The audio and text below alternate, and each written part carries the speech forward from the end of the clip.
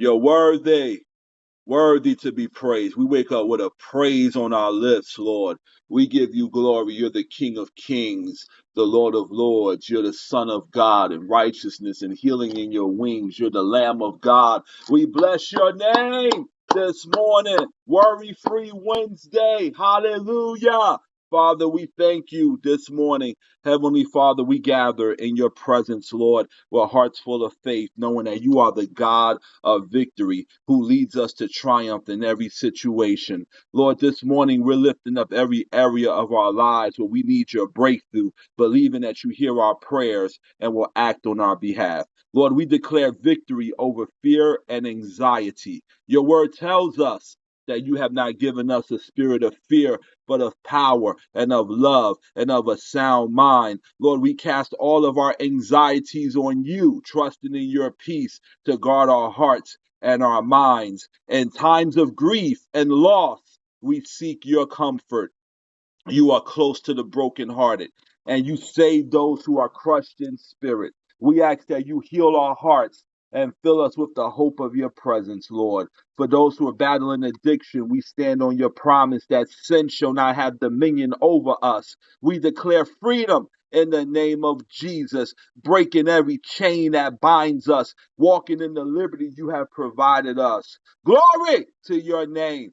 Father, in the face of financial hardships, we look to you as our provider. You promise to supply all of our needs according to your riches and glory. And Lord, we trust you. We trust you to open up doors of opportunity and provide abundantly for us. If you believe that, just lift up your hands wherever you at. Just say, I believe and I receive. I believe I receive this morning. Lord, we lift up those struggling with depression, asking for your light to shine in the darkness. You are the lifter of our heads, and we claim your victory, which is our strength over every situation, over every spirit of heaviness.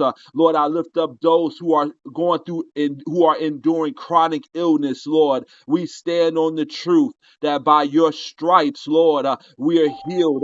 We ask for your healing touch to restore health and wholeness, declaring that no sickness, glory, no sickness has power over us. Lord, in difficult relationships, we seek your peace. You have called us to live in peace with one another, Lord, and we ask for your wisdom and your grace to navigate every challenge, bringing reconciliation and love where there has been division. Lord, we bring our stress and burnout to you, Lord, this morning, asking for rest and refreshment. You invite us to come to you when we're weary, and we trust you, Lord, this morning to renew our strength and to give us peace. If you believe that, lift up your hand. Say, I believe I receive. I believe I receive it. In moments of loneliness, remind us that you will never leave us nor forsake us. Surround us with your presence and bring the right people in our lives to walk with us on this journey. For those struggling on this call with low self-esteem, we declare that we are fearfully and wonderfully made by you, Jesus. Help us to see ourselves as you see us, full of worth and value, and let us walk confidently in our identity in Christ. Lord, we bring the pain of betrayal to you, Lord, asking for healing and strength. You are our refuge and our fortress, and we trust you to bring justice and peace to our hearts. In times of unemployment, we stand on your promise that you have plans to prosper us and to give us a future and a hope. Open up the right doors for us and lead us to jobs where we can use our gifts for your glory. Lord, help us to balance work and family life, seeking first your kingdom and trusting you to provide every single thing that we need. Give us wisdom to manage our time well and to prioritize what truly matters. Lord, we release the pain of rejection, declaring that we are accepted in the beloved. Lord, I pray that you will heal every heart this morning. Help us to stand firm in your love, knowing that you have chosen us for a purpose. For those who feel like failures, we remind ourselves that all things All things, somebody shout all things work together for good to those who love you. Help us to learn from our mistakes, grow in wisdom, and press toward the future you have in us.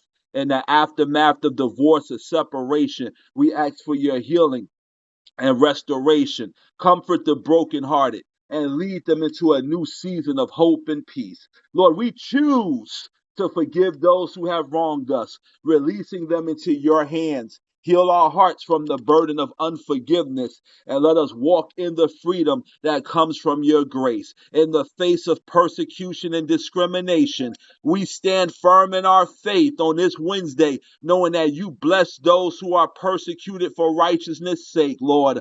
Strengthen us to endure and let our lives be testimonies of your power. As we age, oh God, we trust you to carry us through every stage of life. Renew our strength. Help us to continue serving you with joy and vigor, even in our later years. In Jesus' name, we bring our anger and resentment to you, asking for healing and peace. Help us to be angry without sinning, releasing all bitterness to you and allowing your love to fill our hearts. Lord, we declare that with you we are more than conquerors in all these areas. We stand on the authority of your word, believing in the victory that you have won for us through Jesus Christ. Lord, we ask in the name of Jesus that you will empower us by your Holy Spirit to walk in victory daily, shining as lights in this world and bringing glory to your name. In the mighty name of Jesus, we pray. Amen. Good morning. Good morning. Good morning. I'm excited and delighted. We got the joy of the Lord as our strength. I want to share with you, I was in a conversation with a friend of mine yesterday, and the Lord laid on my heart purpose. And he gave me an important message I want to share with you this morning. And I want to talk to you about living out our purpose as Christians. Living out our purpose as Christians. Matthew chapter 5, verse 14, Jesus says, you are the light of the world. A city that is set on a hill cannot be hidden. So, understanding our purpose as Christians is essential to living a life that brings glory to God. Our purpose is not just about what we do, but who we are in Christ. We're called to be lights in a dark world, reflecting Jesus in every aspect of our lives. So, we're going to explore how we can live out our God given purpose with clarity and conviction. So in Matthew chapter 5, Jesus, he delivers the Sermon on the Mount as a teaching on the characteristics and responsibilities of those who belong to his kingdom. This passage speaks of believers as the light of the world, emphasizing our role in illuminating the truth of the gospel in a world filled with spiritual darkness. Now, Jesus, he uses the imagery of a city on a hill to illustrate that our faith and actions are visible to everyone and they should lead others to him. So if you're taking notes this morning, your purpose is not what job I'm going to go or where should I live or what house, what I'm going to give you 3 observations from this text about our purpose on this earth as born again, blood washed, spirit filled believers of Jesus Christ. Number 1, your purpose, our purpose on this earth, number 1 is to proclaim the gospel, sharing the message. Our first and foremost purpose as Christians is to share the good news of Jesus Christ. We're called to be witnesses, telling others about the salvation that is found in him alone. This is not just limited to the apostles and the preachers and the missionaries. Every believer has the responsibility to share the gospel in their context, whether it's through words, actions, or lifestyles. Matthew chapter 28, verse 19, Jesus says, go therefore and make disciples of all the nations, baptizing them in the name of the Father and of the Son and of the Holy Spirit. Think about a candle in a dark room. Even a small flame to that candle, to that Bath and Body Works candle, can dispel the darkness and make the surroundings visible. So in the same way, when we share the gospel, even if you share your testimony, It can bring light to someone's life and guide them to Christ. Some people may have the fear of rejection when they're sharing their faith with others. You may feel inadequate or unprepared to explain the gospel. There's lack of opportunities or environments that seem resistant to the message of Christ. The solution is to trust in the Holy Spirit who empowers us to be bold witnesses. We should also be preparing ourselves by studying God's word. We have a full online Bible school, so we need to be preparing ourselves, being in the word every day and being ready. Always be ready. We don't have to get ready. We can stay ready. Be ready to give an answer of the hope that we have. So number one, what is our purpose? Proclaiming the gospel. Number two, the second purpose on this earth is to practice love, showing Christ's love to others. So our second purpose is to show love as Christ loved us. This love is not merely a feeling, but it's an action that seeks the good of others. It is through our love that people will know that we are his disciples. And this love should extend to everyone, friends, family, strangers, and even those who may seem difficult to love.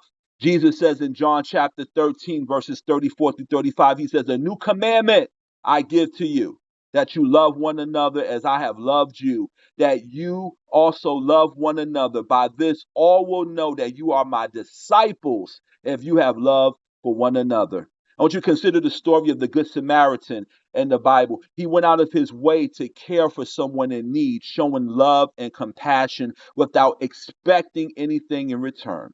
So, this kind of selfless love is what we're called to demonstrate daily. You may be harboring unforgiveness towards someone who has wronged you. You may be struggling to love those who are difficult, abrasive, or unkind. You may be balancing personal needs with the call to love, serve, and care for others. But we can cultivate a heart of love by meditating on God's love for us, which was demonstrated in Christ's sacrifice. So, regularly praying for others and finding practical ways to serve others can also help us grow in our love. So, what is our purpose on this earth? Number one, proclaiming the gospel. Number two, practicing love. And third and finally, our third purpose on this earth is to pursue holiness. Pursue holiness, living a set apart life.